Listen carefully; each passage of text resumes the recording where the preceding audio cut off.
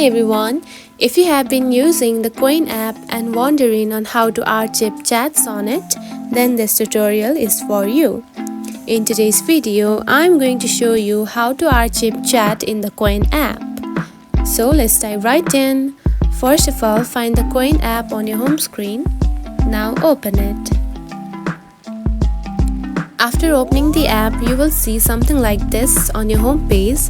Now to archive chat, you need to start a new chat first of all. Now tap onto the plus sign option at the bottom, which is at the middle, just right here. Then write whatever you want to ask to the Qwen app, just like this, and send it.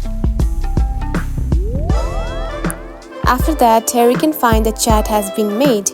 Now to archive it, you don't need to do anything.